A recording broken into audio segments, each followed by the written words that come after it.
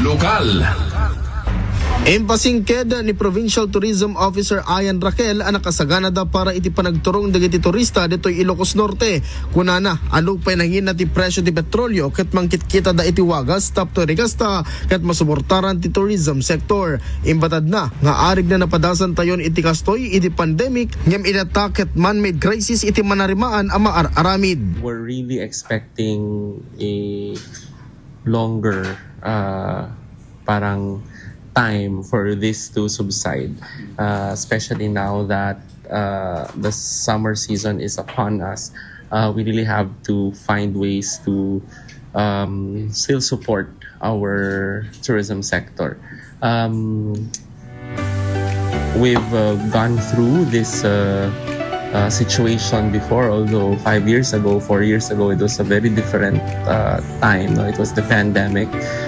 Now this is clearly man-made, but we are here to support our tourism sector. Kabayatan na ito taalawas ket manamda mga da iti tulong dagiti LGU sa 𝐓𝐔𝐑𝐈𝐒 iti free kalesa ride ken libre ang panagbisita dagiti turista iti pagempanadaan iti syudad ti Batak. Our partnership with the city government of Lawag, we have for the Holy Week free kalesa rides around the city where they can also experience and go through the stations of the cross with the kalesas. So the kalesas, I believe, will be subsidized by the city government, of course, through the office of Mayor Alcide.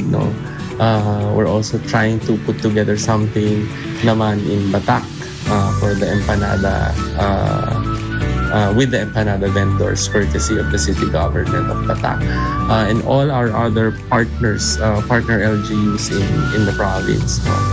We have our up-and-coming events also. We hope to not cancel any of our activities because they're also designed to be livelihood opportunities for our Kailian. And we'd like to keep going with our activities, but at the same time be responsive to our present oil crisis.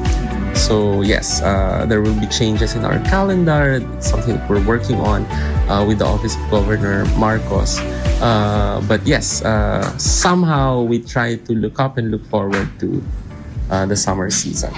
Kabayatan na inayon ti tourism officer ang maapresyar dati inobra ti pagudpud kalpasan ana ibaga nga sanda nga agpangato iti rata iti accommodation ken dumapay nga aktibidad.